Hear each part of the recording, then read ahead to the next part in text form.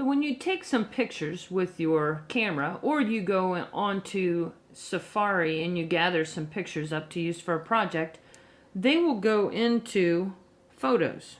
So if I tap on Photos, you'll notice that I have a small collection of photos there.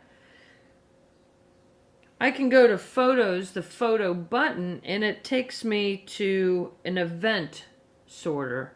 So that has, if you want to find the most recent pictures, it'll have them all together and so on, especially if you take the iPad on a field trip or something like that. Shared is related to the iCloud. And if these are connected to a personal iCloud account, then any of those that you have selected in PhotoStream or any photo streams that you've subscribed to would show up here.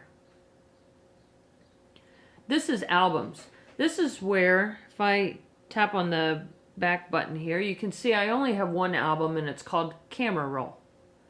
So I can create a new album by tapping on plus and calling this ZooPix. So now I have an album called ZooPix. I can select some pictures in here, so maybe some whole events, but I'm not going to do that. I'm going to go back to my albums. So here are my pictures. I generally spend most of my time in albums. So I'm going to go in here. I'm going to select some pictures, and it says here to add photos to ZooPix. So that one, that one, that one. Okay, those are all ones that would go into ZooPix. So I'm going to click Done. So now that adds items to my ZooPix album. If I had some other items that I wanted to put in there, I can select a picture and I can say Add To and pick that ZooPix album if I want to. And it drops it in there. So now if I go to Albums, there's that picture. If I select it because I didn't mean it to go in there, I can trash it. And that only removes it from the album. So if I go back to albums, it's still in my camera roll and it's still in the event. There it is. So that's one way you can organize some pictures for a project. If you want to save them, you can have different albums.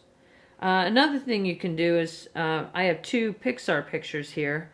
I can select these two items, and this is another way to create an album. I can say Add To, and I can add it to an existing album, or I can make a new album called Pixar. And so now when I go to albums, I have 3. I can always move more things into existing albums, or I can take things out of albums.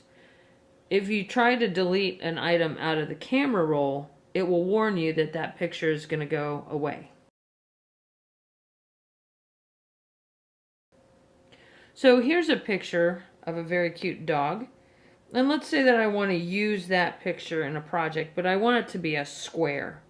I can tap on Edit, and I can crop it. So the aspect ratio here, I can say I want that to be a square.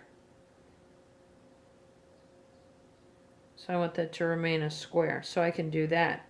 I can have it be any size I want to, or go back to the original. So I'm going to click Crop and save. So you'll notice that if I go to the camera roll, that is now a square picture. I can also do some other things with it.